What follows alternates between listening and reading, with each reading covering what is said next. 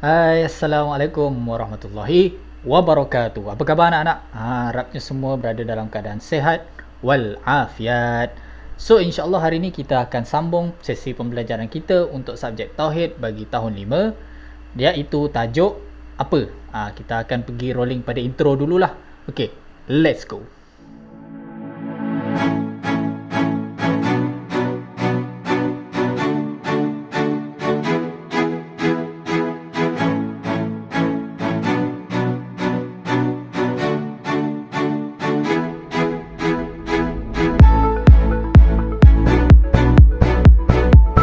Okey, bismillahirrahmanirrahim. So, untuk subjek Tauhid tahun 5, untuk episod kali ini, kita akan sentuh kepada topik ataupun bab ataupun pelajaran yang pertama, iaitu pada tajuk unit pertama, pengertian beriman kepada qada dan qadar. Okey, pada tajuk ni kita akan tahulah apakah dia masuk qada, apakah dia masuk qadar dan apakah contoh bagi kedua-dua ni. Okey.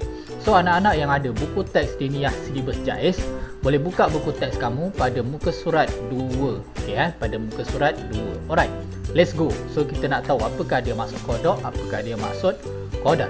Okey. So, first thing first, apakah maksud qada dan qadar? Okey, yang pertama, kita pergi kepada pengertian qada dulu.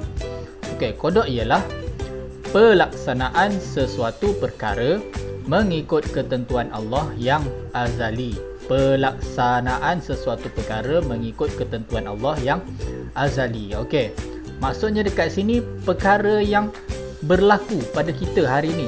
Contohnya lah yang berlaku pada kita hari ni, contohnya ustaz duduk dekat depan laptop ni dan betul-betul ustaz duduk depan laptop ni, itu adalah ini adalah qada ataupun pelaksanaan sesuatu perkara mengikut ketentuan Allah yang azali. Maksudnya start sebelum kita lahir lagi Allah dah tentukan dah apa kita punya takdir, apa yang kita buat Allah dah tentukan dah sebelum kita lahir atas muka bumi ni lagi. Okey. So itu adalah qada. Sekarang kita nak tengok apakah dia contoh-contoh qada. Okey, let's go. Okey, contoh-contoh qada. Yang pertama, berlaku kematian. Apabila berlakunya kematian, kita dengar cerita ada orang meninggal sana, ada orang meninggal kat sini kan.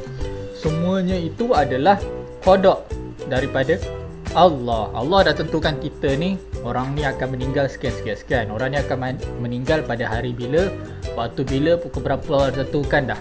Dan berlakunya kematian itu, itulah kita panggil sebagai pelaksanaan ataupun bahasa mudah dia adalah qada. Okey, itu yang pertama. Yang kedua, memperoleh kekayaan. Kalau kita tengok seorang tu menjadi kaya, kaya raya, so ketahuilah bahawa itu adalah pelaksanaan. Allah dah tentukan dah takdir orang ni kaya dan dia betul-betul kaya dengan takdir Allah, makanya itu adalah kita panggil sebagai qada ataupun pelaksanaan. Seterusnya, yang ketiga, berlakunya kesusahan. Bila kita tengok orang tu ada orang miskin, ada orang susah, itu juga kita panggil sebagai qada. Allah dah tentukan dah orang itu menjadi seorang yang susah ataupun miskin. Dan bila berlakunya sedemikian, maka jadilah ia adalah satu pelaksanaan ataupun qada. Dan yang terakhir, berlaku jodoh pertemuan. Ni best sikit ni. Okey, dan kita tengok orang ni, Allah dah ciptakan kita ni akan kahwin waktu bila, hari apa, pukul berapa, semua kan Allah tetapkan dah. Dan bila berlakunya perkahwinan tu betul-betul berlaku, maka itu kita panggil sebagai pelaksanaan ataupun qada. Dapat anak-anak? Okey, insya-Allah, mudah-mudahan. Okey, seterusnya kita pergi semula pada pengertian qadar pula. Okey, apakah yang dimaksudkan dengan qadar? Okey, qadar ialah ketentuan yang azali terhadap semua makhluk. Ketentuan yang azali terhadap semua makhluk. Siapa makhluk ni? Kita lah. Kita ni makhluk. Semua selain daripada Allah adalah makhluk. Contohnya kita manusia, pokok, jin, syaitan, malaikat, semua itu adalah makhluk. Dan Allah dah tentukan dah setiap makhluk ada takdir masing-masing, ada ketentuan dia. So, apakah contoh-contoh ketentuan? Apakah contoh-contoh takdir? So, kita pergi kepada contoh-contoh qadar. Let's go.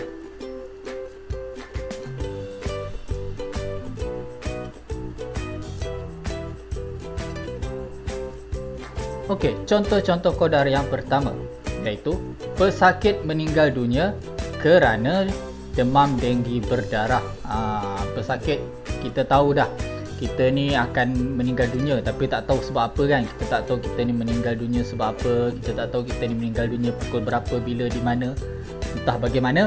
So apabila berlakunya kematian perkara, bila kita tengok pada sebab tu, yang sebab tu lah kita panggil sebagai qadar. So dekat sini qadar dia apa? Kerana dia demam denggi berdarah, dia meninggal dunia, dia betul-betul meninggal dunia, itu adalah qada. Dan sebab apa? Sebab Allah dah takdirkan dia meninggal dunia kerana demam denggi berdarah. Okey, itu contoh qadar yang pertama. Contoh qadar yang kedua, kekayaan harta Abdul Rahman bin Auf kerana perniagaannya yang jujur. Siapa tak kenal Abdul Rahman bin Auf? Boleh buka buku teks sirah kamu pada tahun 4. Belajarlah tentang Abdul Rahman bin Auf. Abdul Rahman bin Auf ni adalah seorang usahawan yang kaya raya, dan dia juga adalah seorang yang pemurah pada zaman Nabi dulu. So dia kaya sebab apa? Sebab dia berniaga dengan jujur. Itu adalah contoh qadar. Seterusnya, disebabkan seorang itu malas bekerja, kini beliau hidup dalam kesusahan. Apabila seorang tu dia malas sangat nak kerja kan, liat sangat nak pergi kerja, liat sangat nak pergi cari kerja, maka dia ditimpa kesusahan. Maka itu adalah contoh-contoh qadar. Seterusnya dan yang terakhir, basket. Pasangan yang bertemu jodoh pada usia muda. InsyaAllah lah kita ni akan bertemu jodoh, tapi tak tahu lagi bila betul. Kadang ada Allah tentukan kita ni bertemu jodoh pada usia kita tua, kadang Allah jumpakan kita ni dengan jodoh kita pada usia muda. So itu semua adalah takdir daripada Allah Subhanahu Wa Taala. Dapat anak-anak? Okey, insya-Allah.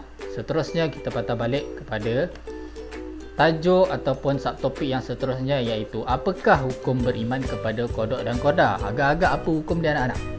Hukumnya adalah ya, hukumnya adalah wajib. Kita kena percaya bahawa qada dan qadar ini adalah semuanya datang daripada Allah Subhanahu Wa Taala. Jangan ada sedikit pun rasa sangsi, rasa ragu-ragu, rasa tak percaya, rasa macam sangka-sangka macam betul ke qada ni Allah yang laksanakan, betul ke qadar ni Allah dah tentukan. Kita tak boleh buat macam tu bahaya. Kalau berlaku macam tu, iman kita dalam bahaya. Okey, wajib. Kenapa kita kata wajib? Kerana dia adalah daripada rukun iman yang 6. Beriman kepada qada-qadar rukun iman yang keberapa anak-anak? Rukun iman yang ke-6. Yes, betul, pandai anak-anak. Okey, seterusnya, siapa yang suruh kita beriman kepada qada dan qadar ni? Okey, tak lain tak bukan, ia adalah daripada Allah Subhanahu Wa Taala. So apa yang Allah kata dalam ayat Al-Quran? Kita baca sama-sama. A'udzubillahi minasyaitonirrajim. Inna kulla syai'in khalaqnahu biqadar. Sadaqallahul azim. Maksudnya, sesungguhnya kami menciptakan tiap-tiap sesuatu menurut takdir, yakni yang telah ditentukan. Sesungguhnya Allah menciptakan segala makhluk, menciptakan tiap-tiap sesuatu tu mesti ada takdir dia, mesti ada qadar.